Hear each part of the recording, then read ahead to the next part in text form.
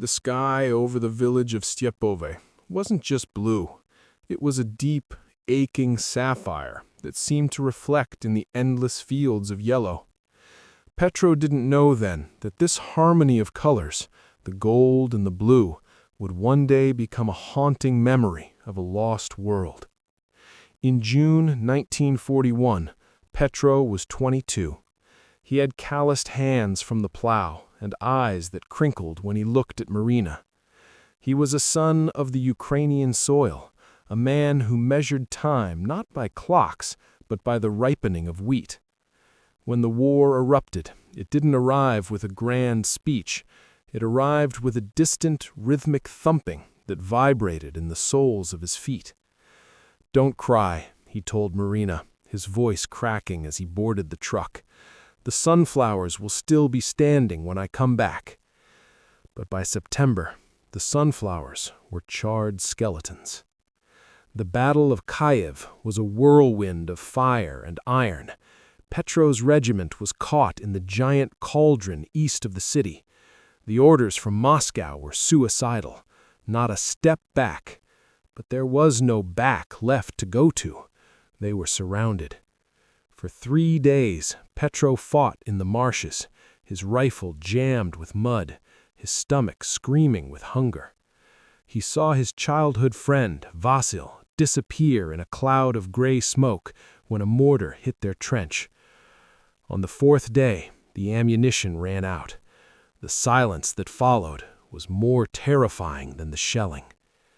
Petro lay in the tall, blood-stained grass, watching a German patrol approach.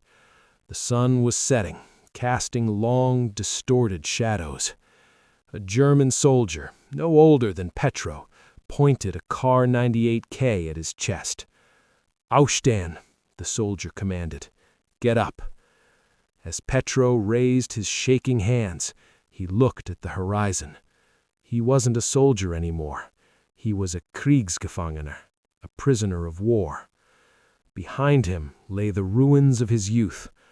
Ahead of him lay a darkness that no sun could pierce. The march began under a scorching autumn sun that felt like an insult to the dying. Petro, along with thousands of others, was herded into a column that stretched beyond the horizon. There was no water, only the dust kicked up by thousands of boots, settling in their throats like powdered glass. Anyone who stumbled stayed where they fell. A sharp crack of a Luger, a brief silence, and the column moved on. Petro walked with his eyes fixed on the heels of the man in front of him. To look up was to see the vastness of their defeat. To look down was to see the reality of their end. "Hold on, Petro," a voice rasped beside him. It was Sergeant Grigori, a man who had survived the Great War, only to find himself in a nightmare twice as dark. "If you stop, you're just compost for the Reich. Walk." They reached the transit camp, a makeshift enclosure of barbed wire thrown around a barren field near Uman. There were no barracks, no tents, no latrines, just 20,000 men trapped in a square of mud. At night, the temperature plummeted. To stay warm, they huddled together in human piles, the men in the center surviving the frost, while those on the edges stiffened into statues by morning. Hunger was a living thing. It clawed at Petro's stomach from the inside. The Germans would occasionally throw loaves of sawdust-filled bread over the wire just to watch the starving men tear each other apart for a crumb. Petro watched a young boy, barely 18, weep over a handful of frozen beet tops. "They want us to become animals," Grigori whispered, sharing a sip of murky puddle water. "The moment you forget your name, you are dead. Remember Stepove. Remember the sunflowers." Petro clutched a small, smooth stone he had picked up near his village. It was his only anchor. 2 weeks later, the cattle cars arrived. They were shoved into the wooden wagons, 60 men for a space meant for 8 horses. The doors were bolted from the outside, plunging them into pitch-black, suffocating heat. There was a small barred window near the ceiling. As the train groaned and began to move west, Petro caught a glimpse of the Ukrainian steppe for the last time. The train wasn't just moving across geography, it was moving out of the world of the living. Destination, Stalag 318. The screech of the iron brakes on the tracks was a sound that would haunt Petro's dreams for decades. When the heavy wooden doors of the cattle car finally slid open, the blinding light of a cold German morning struck them like a physical blow. "Raus! Raus! Schnell!" The guards didn't see men. They saw a mass of gray, stumbling shadows. Petro fell from the wagon, his legs buckling after days of standing in the filth of the transport. Around him, the air was thick with the smell of coal smoke and something sharper, more metallic. This was Stalag 318, a city of barbed wire and watchtowers designed to erase the human spirit. Then came the processing. They were stripped naked in the freezing wind, their heads shaved until their scalps bled under the dull razors. Petro felt the last of his dignity peel away with his civilian clothes. He was pushed toward a table where a clerk sat with a mechanical coldness. "Name?" the clerk asked without looking up. Petro Kovalenko," he whispered, his voice dry. The clerk stamped a piece of tin. "You are not Kovalenko. You are prisoner 49021. Repeat it." Petro looked at the small metal tag. It was cold, sharp-edged, and felt heavier than the rifle he had carried. For a moment, he felt a void opening inside him. If he was just a number, then Maria didn't have a husband. His mother didn't have a son. Stepove didn't exist.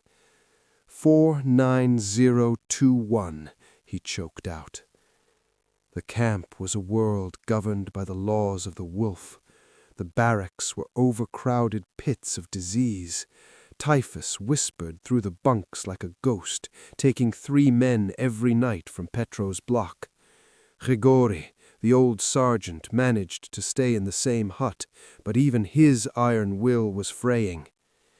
"They want the silence, Petro," Grigori said one evening, his ribs protruding like the hull of a wrecked ship.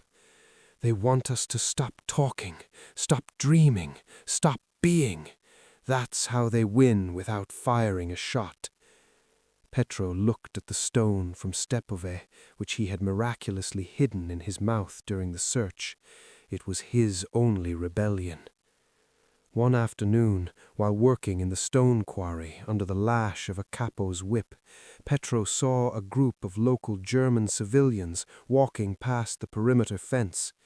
A young girl looked at him, her eyes wide with a mix of pity and disgust, as if she were looking at a dying animal in a cage. In that moment, Petro realized the true horror of the Stalag. It wasn't just the hunger or the cold. It was the realization that the world outside was moving on, and to them he was already a ghost.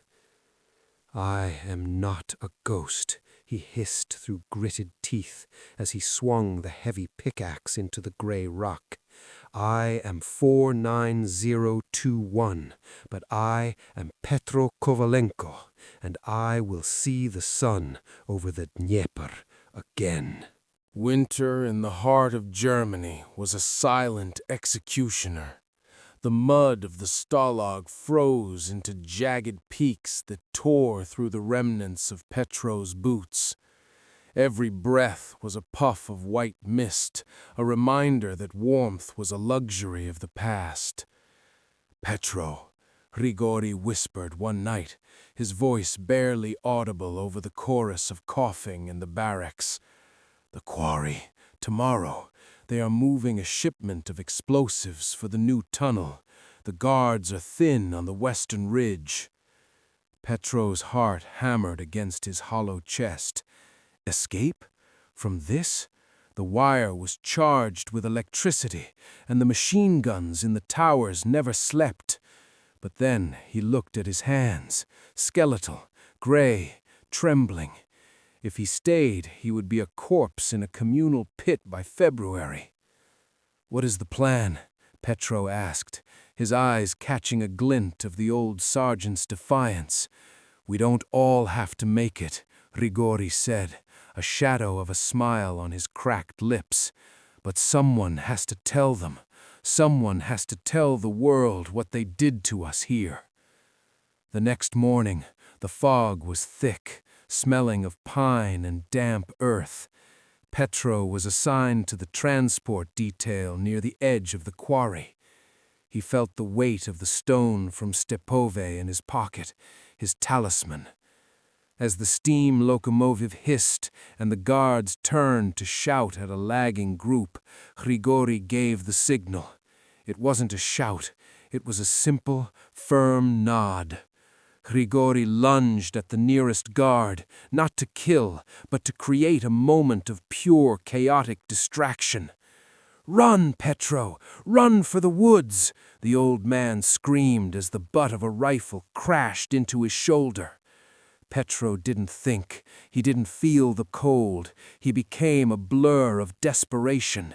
He scrambled over the sharp rocks of the ridge, his lungs burning as if he were inhaling shards of glass. Crack! The first shot missed, whistling past his ear. Crack! The second tore through the sleeve of his thin tunic, grazing his arm. He didn't stop. He reached the first line of trees, the dark, indifferent German forest swallowing him whole. Behind him, the sirens began to wail, a mechanical scream that tore through the morning silence.